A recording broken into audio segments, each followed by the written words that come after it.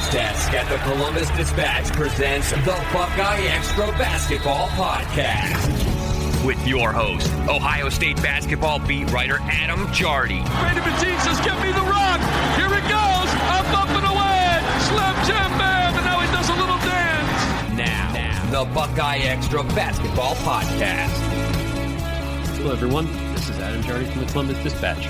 Today is Thursday, March 5th, 2026, and it's my official duty to welcome you into episode 538 of the BuckeyeXtra Men's Basketball Podcast. Welcome to Jubilation City.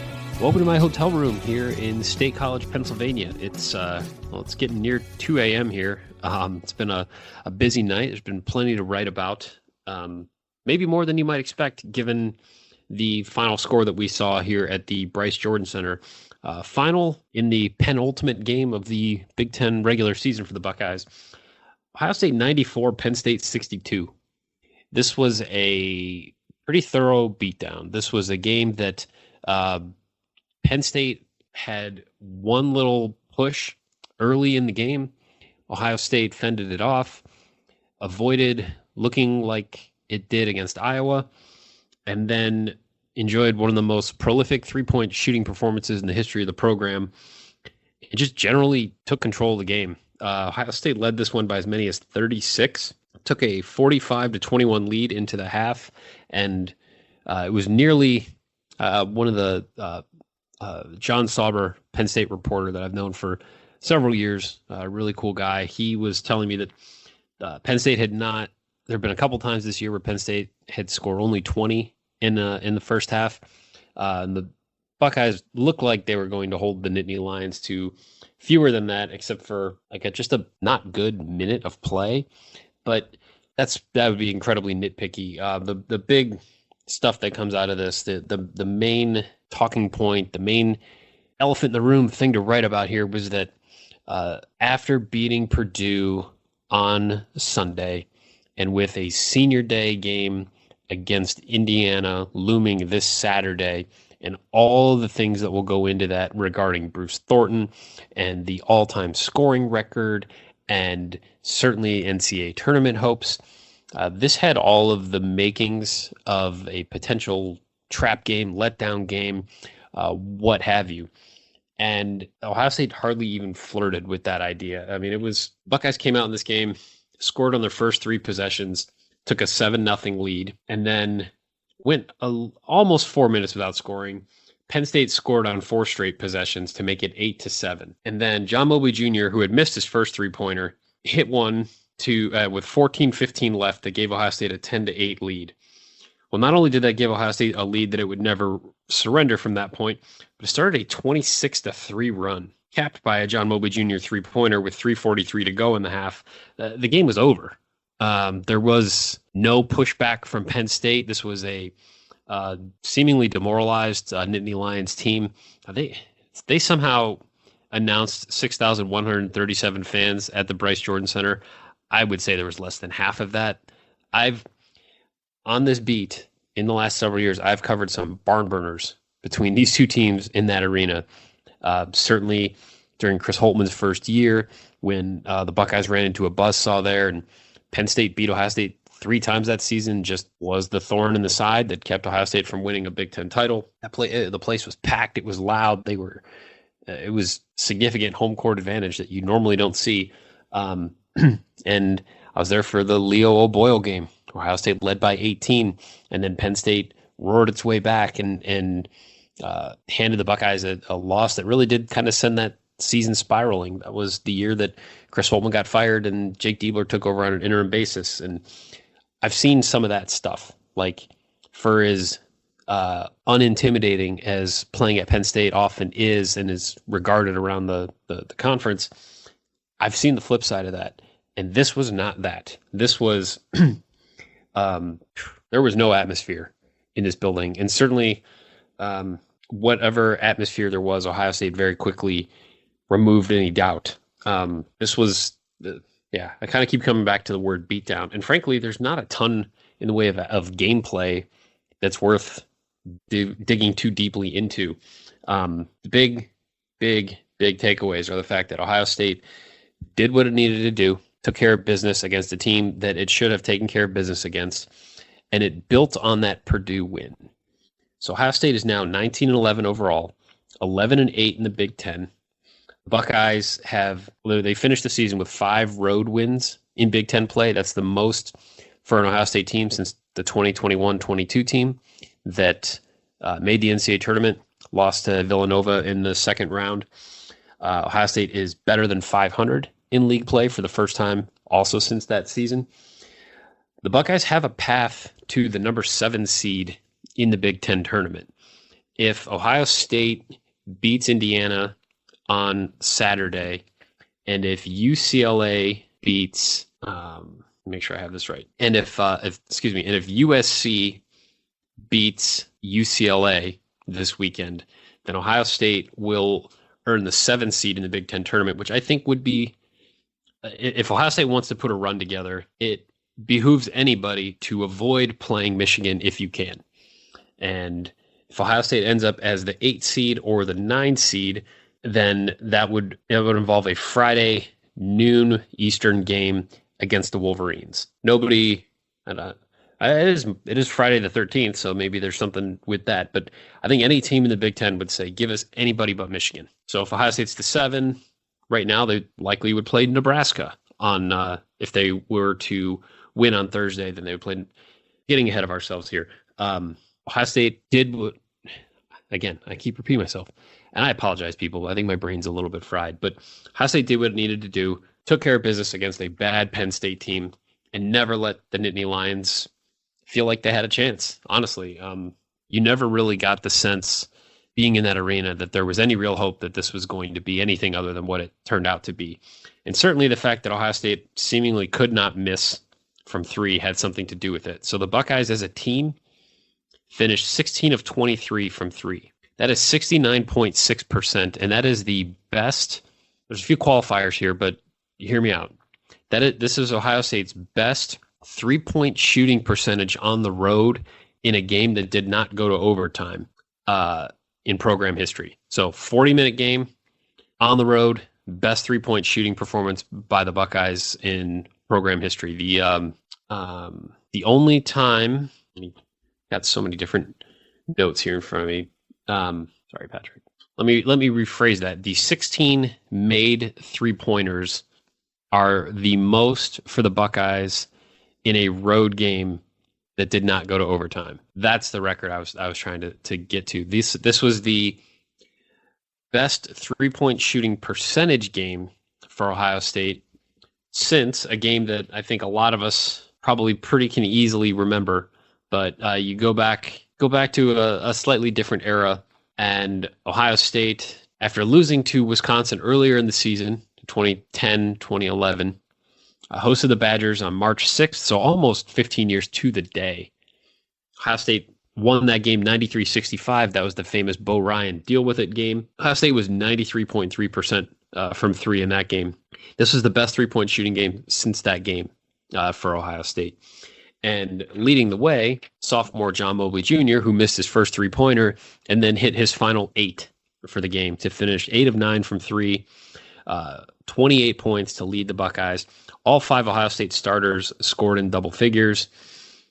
Mobley led the way with the 28, 8 of 9 from 3. That is with the minimum of 5 makes. That is the 6th best 3-point shooting performance in the history of the program. The last time that somebody made at least 5 for 5 for Ohio State was D'Angelo Russell, went 6 of 6 against Wright State on December 27th, 2014. So essentially, this is the best 3-point shooting performance we've seen from a Buckeye since D'Angelo Russell against Wright State 12 years ago. I think what makes it all the more interesting, and this started to be one of my, I always do my post-game takeaways, usually anywhere from 1,500 to 2,000 words. And I was writing about Mobley and then realized I had too much and that needed to be its own story. So by the time you hear this, my post-game takeaways will be live. I've updated my Bruce Thornton scoring tracker as he chases Dennis Hobson. And there's a separate story about John Mobley Jr. shooting with the pinky and ring finger on his right hand taped together. So I talked to him about getting used to that, how he got comfortable shooting that way. You can read all that online. But this is some high level shot making at the most critical part of the season for Ohio State. And when you add that with a night where Bruce Thornton only has to play 31 minutes and 36 seconds, Bruce had 18 points on 7 of 8 shooting, like 18 on 8 shots. He was 2 of 2 from 3. Christoph Tilley hit a 3. Amari Bynum was 1 for 2 from 3. Devin Royal was 1 for 3. Tayson Chapman was 2 for 4. Colin White hit a 3. Royal came just shy of a double-double. He ended with 14 points and 9 rebounds, nearly matching Penn State's rebounding total as a team. Ohio State out-rebounded Penn State 34-14, and Penn State had 1 offensive rebound. That is an offensive rebounding rate of 3.3%, which marks the best defensive rebounding percentage effort for the Buckeyes in the history of KenPom. So going back to 96-97, no team has had a lower offensive rebounding rate than what we saw Penn State trot out there in this game. Amari Bynum had 6, Devin Royal had 9, Christoph Tilley had 6, Mobley had 4, Thornton had 4, Gabe Cupps had 3. Gabe Cupps didn't score, and he did pick up a foul, so the stat remains true that I've seen floating around social media that he has more fouls than points this season. Gabe Cupps, in 17 minutes and 19 seconds, he took 1 3-pointer, 3 rebounds, 3 assists, 2 turnovers, and a steal. We had a 3 trillion from Braylon Nash, who subbed in with 3:01 to go and did not record a statistic. This was a beatdown. And the main things that when I talked to Jake Diebler, when I talked to John Mobley, when I talked to Amari Bynum, biggest thing that I was curious to talk about was simply this realization that the Buckeyes seem to be meeting the moment. And I think it's one of those things that I think it's a little bit hard to define, but I think if you've been watching this team, I think you can tell that it understands where it is in the season, where it is on the calendar, and what opportunity is there.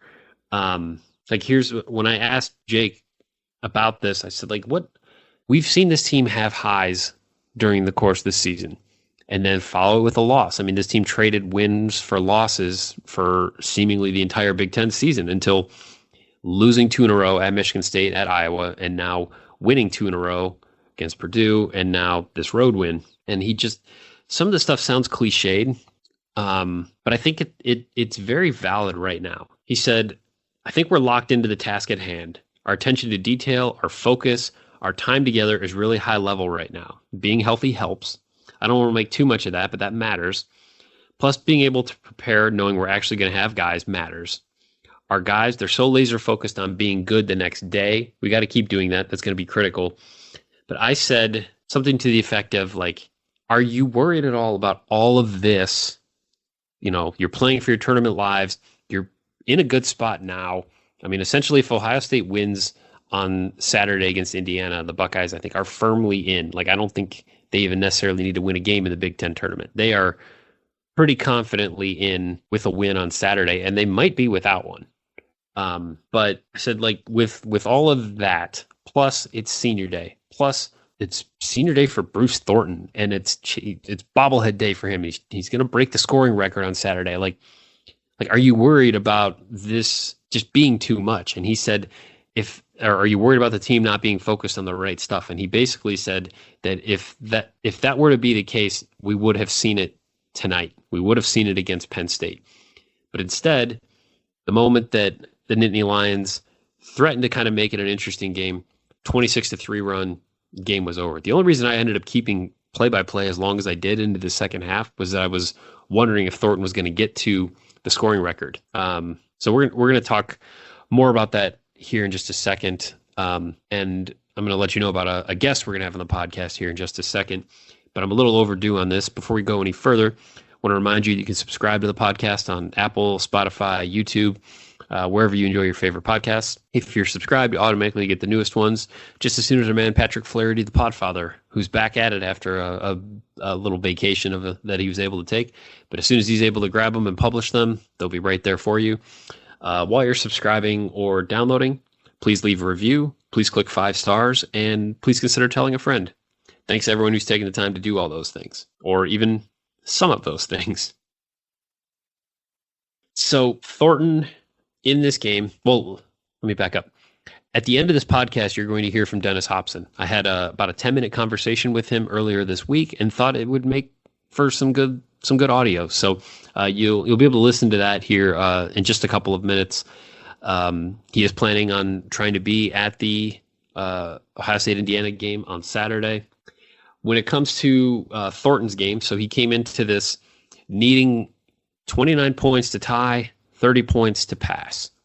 And honestly, if Bruce Thornton was maybe wired a little bit differently, he might have passed Dennis Hobson in this game. I think it's pretty cool that this is all lining up for him to have an all-time moment on such a massive stage. Like that's going to be a neat scene on Saturday. And for someone who has stuck it out and been at Ohio State for 4 years and done all the things, that's pretty neat. So if he was a little more, I think, individually wired, maybe it's a different story. Maybe he goes for 30 in this game because he could have. Penn State offered very little resistance. The Nittany Lions, by the way, have the third worst 3-point field goal percentage defense in the nation. After this game, they came in last in the Big Ten. I don't know where they were nationally, but if Bruce Thornton came into this game and said, "I'm getting 30 tonight, and I'm just going to do this right now," he would have done it easily. But he played within himself. I actually thought as the game went on, he was being more intentional about getting his teammates involved in passing. Didn't even realize this until right now. So 18 points, 7 of 8 shooting, 5 assists, no turnovers. Not bad. Other thing that I thought was really, there was a moment that emphasized this game to me as well, and kind of what Ohio State was doing, where Amari Bynum had a rare 3-point miss for this team, and Thornton tracked down the rebound. He saw it was an air ball from like straight on, and Thornton was able to out-hustle Penn State, jump, grab it with his right hand, and turn and throw it back to, I believe it was Devin Royal that got the ball. It was Devin who ended up taking the next shot, and he missed, but then he got his own miss, put it back up, missed that, and then Amari Bynum got it and dunked it. And I felt like that sequence by itself underlined why this game felt different and why this team seems to be playing differently, because we saw that how many times earlier this season where Ohio State was the team that could not get that defensive rebound to cut off a possession after 1 shot or 2 shots. But this was the 4th shot of the game, the 4th shot of the possession, 3rd offensive rebound on that possession. Penn State had 1 offensive rebound all game. Ohio State had 3 on this possession. So I don't know, again, that there's a whole lot more to really dive down into when it comes to this game, because it was such a mismatch and Penn State just kind of folded up shop and was done, and Ohio State kept hitting shots. But one of the last 2 things that I want to talk about here, the feeling, if you've been watching this team, that it is playing its best basketball this season. I talk a lot on here about BartTorvik.com. Certainly, KenPom is my go-to. Torvik is in a lot of ways similar to KenPom, but you're able to sort the data. So you want to look at from this point to this point, how have teams played relative to each other. So for me, when I look at this Ohio State season, I think about when the Buckeyes went to Wisconsin and lost 92-82, and Bruce Thornton lit his teammates up in a huddle and was understandably upset. It was I would say, one of Ohio State's 2 or 3 worst performances this season. It's that game, it's the home loss to Michigan, and it's the loss at Iowa. Those are the 3 games where it felt like it got away from Ohio State, and there was never any real threat that they were going to turn things around. Buckeyes were dealing with injury stuff in each one of those, or at least in 2 of them. So whatever. But that Wisconsin game was January 31st. So Ohio State 5 days later goes to Maryland and drubs the Terrapins 82-62. Granted, bad Maryland team, but still. So if you start February 1st, and this includes the home loss to Michigan and the road loss to Iowa, but you start February 1st, Ohio State is 5-4 in that stretch. But when you look at the efficiency rating numbers, Ohio State has played as the number 17 team in the country since February 1st. The Buckeyes are 17th in offense, 41st in defense. And that, I think if you've watched every game, I think that makes sense. That sounds right. Given what we've been seeing, this team, while dealing with, significant injuries and guys coming in and out of the lineup and things like that, has felt like it's playing better basketball lately. And we're seeing that those numbers kind of help reflect that. Like this is Ohio State's best defensive performance against a Big Ten team this season. Ohio State finished with an adjusted offensive efficiency rating of 145.1. So the Buckeyes scored 145.1 points per 100 possessions. Also, their best performance against a Big Ten team this season. This will go down as a quad 2 win for Ohio State, just like the Indiana game will likely be a quad 2 opportunity. We'll see if Wisconsin can, again, climb just a little bit and get Ohio State another quad 1 opportunity. But we're seeing a team that is playing its way to the right side of the bubble and rather firmly. ESPN does Bubble Watch, and I'm pulling that up right now. I hadn't checked it since the game ended, but Ohio State has been upgraded from, let's see, what's the lower category? Ohio State has been upgraded from work to do to should be in. And here's what ESPN says about the Buckeyes. Things are going right for the Buckeyes when they win back-to-back games, something they haven't done since late January, sweating out the bubble with at-large chances hovering around a coin flip over that stretch. Their convincing wins over Purdue and Penn State boosted their numbers in the mid-80% range, further solidifying a resume that ranks inside the top 40 of the national rankings. This is as far above the cut line as they have been in a while. They'll look to keep the momentum rolling against bubble rival Indiana. So the Hoosiers will be coming off a blowout win against Minnesota. I got a lot of stuff to write between now and that game. Had a long talk with Bruce, talked with Jake Diebler earlier this week. I've got some other stuff that will be in that story. So I'll have a pretty significant Bruce Thornton Senior Day story for Friday that you can look forward to at dispatch.com. But for now, I think I've kind of hit on everything I wanted to hit on in this, and this seems like a good point to shut my yap and welcome Ohio State all-time leading scorer Dennis Hopson onto the podcast. I was wondering, just going back and trying to do some research, what did it feel like for you when you passed Herb Williams? I think the biggest thing was, man, growth. I had an opportunity to see the growth over the 4 years, and I was a guy with no expectations coming in. So to accomplish some things that I didn't expect to accomplish was a great feeling. It was a great feeling, man. And that night was very special because, again, that was definitely a big time accomplishment. What stands out about making that night being so special all these years later? Again, man, first of all, you're playing in a prominent university, and to have that opportunity to be considered one of the better players is just a big time accomplishment.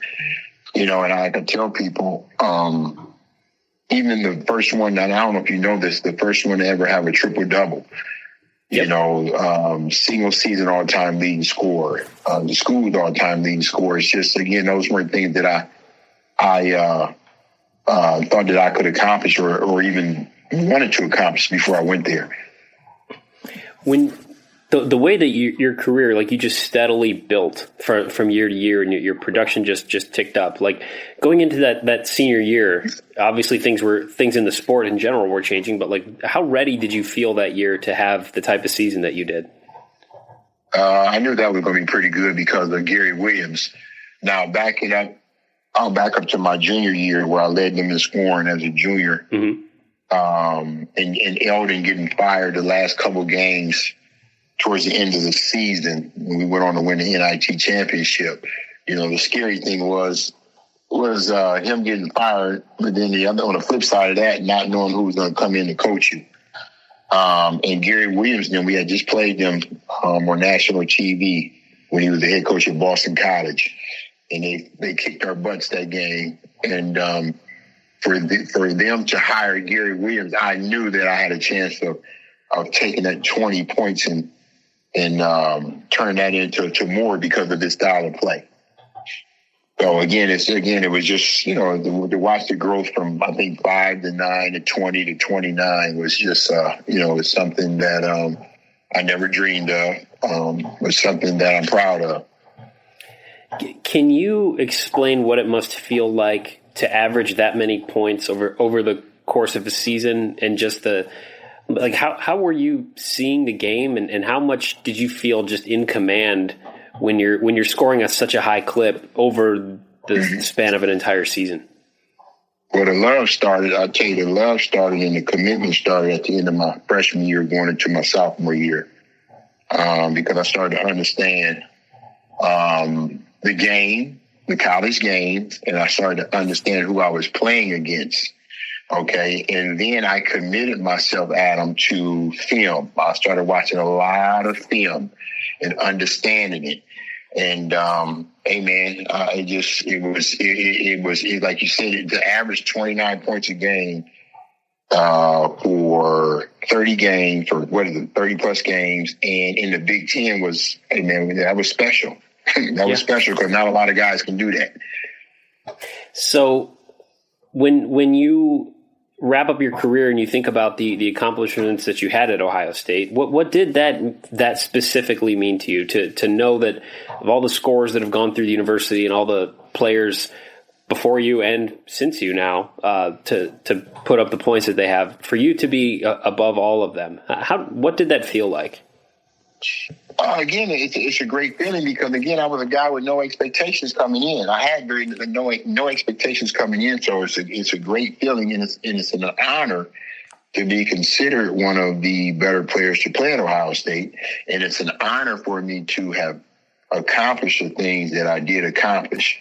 You know, knowing that, for one, it's a prominent university. For two, you're playing in a big-time conference. For three, like you just said, there's been a ton of great players come through there before me, during my time and after my time, and they will continue to come through there. It's just been an honor to look at myself as a young man from Toledo, Ohio, with no expectations. Just going in with had an opportunity to get a scholarship and play basketball, and that's what I thought I was going to be doing. The other stuff, as far as setting records, I never would have dreamed of me doing that. Did you think that at some point that somebody would eventually pass you? Yeah, I did think so. You know why? Because, you know, a record is somebody loans you a record. You know what I mean? To me, I look at it as that being loaned to me for, depending on how many years. Okay. Herb Williams loaned that to me. And I had it for 39 years, and now I'm getting ready to loan it to Bruce. And Bruce will have it for who knows how long. It could be a year, it could be 2 years, it could be 39 years, who knows? But it's not something that you own. You don't own that. You're at the top, but you don't own it because it's a record. You know, I own my NBA championship ring. I own my college degree. You can't take that from me. Yeah. So the fact that Bruce is now like poised here, maybe it could be this weekend, could be tomorrow. How closely have you been following maybe his career and his pursuit of that record? I mean, I watch him. I watch Ohio State every once in a while. I know that he's a solid player. I know that he's gotten better every year, because I think he may have come in, they said, averaging like 14 points a game as a freshman, you know, and I only averaged 5 points as a freshman. So again, he's trending in the right direction. He's a great player. He has great balance. He has great footwork. He can get any shot he wants. And the big thing is that he can score the basketball. But my biggest credit to him is his commitment to himself, his commitment to the university, his commitment to his teammates for staying for 4 years, because you just don't see that anymore. So I give a big shout out in regard to him staying for 3 or 4 years and committing to the university. I think that's one of the things that's most interesting about all of this is that in this era where you obviously have immediate eligibility and unlimited transfers, that someone would be anywhere long enough to set a new record like this. Have you met Bruce at all? Have you guys had any interactions with each other? Yeah, I met him. I think it may have been 2 years ago. I met him. I was down in Columbus. Great kid, man. Great kid from what I know. And I'm excited and I'm happy for him. And last one for you, but what are you up to these days? And what are your plans for this weekend? Any chance that you'll be able to make it to Columbus for the game? Yeah, I'll be in Columbus Friday night. So I will be at the game on Saturday. And I am right now, I'm the head athletic director at my old high school at Bowser High School. All right. So I hope you guys like that. I just had fun kind of going back down memory lane a little bit with him and just getting some of his thoughts. And, it's super cool as someone who grew up in Northwest Ohio. You always heard about Dennis Hopson. So that's actually, I've messaged him before, but that was the first time I'd ever talked to him. So that was just kind of a neat, you grow up as a kid.